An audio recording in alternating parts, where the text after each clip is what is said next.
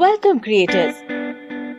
जैसे कि आप जानते हैं, इंस्टाग्राम के वर्ल्ड वाइड 100 करोड़ से ज्यादा यूजर्स हैं। इसलिए इंस्टाग्राम के सभी टैलेंट्स के बीच नोटिसेबल रहने के लिए एक अनोखी आइडेंटिटी क्रिएट करना बहुत जरूरी है।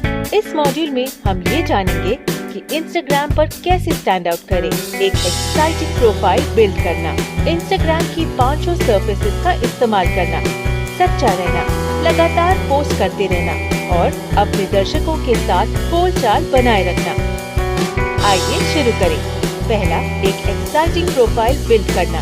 इंस्टाग्राम पर अलग दिखने के लिए हमें पहले एक ऐसी प्रोफाइल बनानी पड़ेगी जिससे हमारे चुनिंदा दर्शकों का ध्यान बंधा रहे और जिससे उन्हें हमारी पहचान का अंदाजा हो पाए। इसलिए हमारी प्रोफाइल में एक वेल क्राफ्टेड बायो इंक्लूड होना चाहिए जो सबसे अलग हो और हमारी आइडेंटिटी के साथ मेल खाए। हमारी प्रोफाइल से लोगों को हमारी पहचान और हमारे अकाउंट में वे क्या देख पाएंगे ये पता चलना चाहिए। हम हमारे वेबसाइट, ब्लॉग या स्टोर के क्लिकेबल लिंक भी पेश कर सकते हैं और यदि हम अपनी ऑडियंस तक पहुंचना चाहते हैं तो कॉन्टैक्ट डिटेल्स जैसे कि ईमेल आईडी भी शेयर कर सकते हैं। स्टोरी हाइलाइट्स ऐसा ही एक पावरफुल टूल है जो हमें अपने बेस्ट कंटेंट को अपनी प्रोफाइल पर प्रदर्शित करने का अवसर देता है। इसकी मदद से हमसे नए जुड़ने वाले फैंस एक झलक में हमारे बारे में जानकारी प्राप्त कर सकते हैं और फैसला ले सकते हैं कि वे हमारे काम में रुचि रखते हैं कि नहीं। स्टोरी हाइलाइट्स 24 घंटे और 7 दिन दिखाई देती है और इसलिए ये नए फॉलोअर्स को आकर्षित करने का एक अच्छा तरीका है।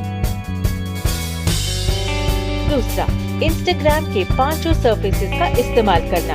इंस्टाग्राम के 5 सर्फेसेस हैं और इंस्टाग्राम का ज्यादा से ज्यादा लाभ उठाने वाले क्रिएटर्स इन सभी सर्फेसेस का रोजाना इस्तेमाल करते हैं। विभिन्न प्रकार के लोग इंस्टाग्राम पर अपना समय अलग अलग तरीके से बिताते हैं। जैसे कि हमारे कुछ फैंस स्टोरीज पर बहुत एक्टिव हो सकते हैं, जबकि दूसरे फैंस रील्स पर ज्यादा एक्टिव हो सकते हैं। तो इस तरह सभी सर्फेसेस पर पोस्ट करने से ज्यादा यूजर्स के साथ जुड़ने का मौका मिलता है। यहाँ बताया गया है कि हम इंस्टाग्राम के हर सर्फेस का कैसे इस्तेमाल कर सकते हैं। यादगार पलों को पोस्ट करने के लिए फीड का इस्तेमाल करें। ये आपकी प्रोफाइल में हमेशा रहेंगे। मजेदार और क्रिएटिव तरीके से अपनी रोजमर्रा की जिंदगी का एक टुकड़ा शेयर करने के लिए स्टोरीज यूज करें। रियल टाइम में अपने फैंस के साथ बातचीत करते हुए उनसे जुड़ने के लिए लाइव जाएं।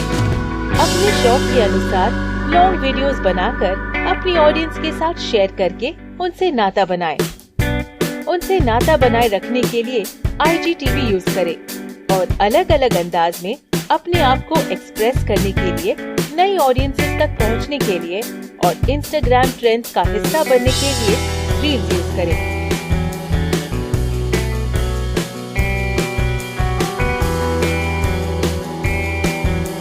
तीसरा, सच्चा रहना। इंस्टाग्राम पर अपने काम के प्रति सच्चा रहना बहुत जरूरी है। अपने दर्शकों को अपना असली और विश्वसनीय रूप दिखाने से न केवल आपसे नजदीकी महसूस करेंगे, इसके अलावा और अधिक फैंस भी आपकी पोस्ट की तरफ आकर्षित होंगे।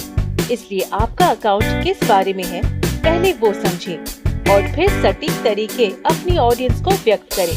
इंस्टाग्राम पर कंटेंट क्रिएट करते वक्त अपने आप से ये सवाल पूछें, क्या ये मेरा भाव व्यक्त करता है?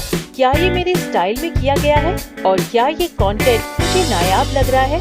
यदि हम कुछ डिफरेंट या नया ट्राई करना चाहते हैं तो हमें शुरुआत अपनी ऑडियंस से करनी चाहिए। हमारे फैंस हमारे साथ एक नई दिशा में जाने के लिए उत्सुक है या नहीं, ये जानने के लिए एक अच्छा तरीका है स्टोरीज में पोलिंग स्टिकर्स या क्वेश्चन स्टिकर्स का इस्तेमाल करना।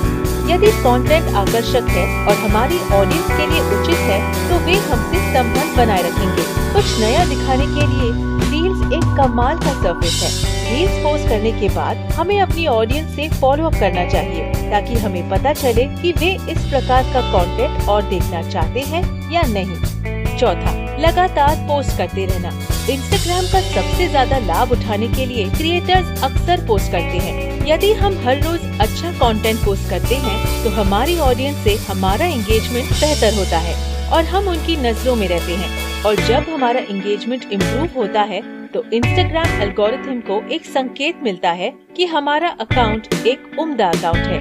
इससे ये संभावना बढ़ती है कि हमारा कंटेंट दूसरों के कंटेंट से आगे रहेगा और हमारा एंगेजमेंट और अधिक मजबूत होगा।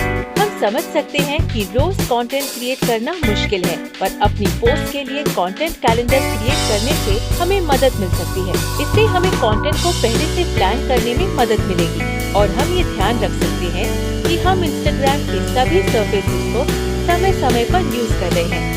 अपनी कंटेंट क्रिएशन स्ट्रैटेजी को आगे बढ़ाने के लिए मदर्स डे, हैलोवीन और IPL जैसे कल्चरल मोमेंट्स के आसपास कंटेंट प्लान कर सकते हैं। हम इंस्टाग्राम पर कितना समय व्यतीत करते हैं ये 2 चीजों पर निर्भर करता है और वो है हमारे गोल्स और हमारे प्लेटफॉर्म पर बने रहने की आशाएं।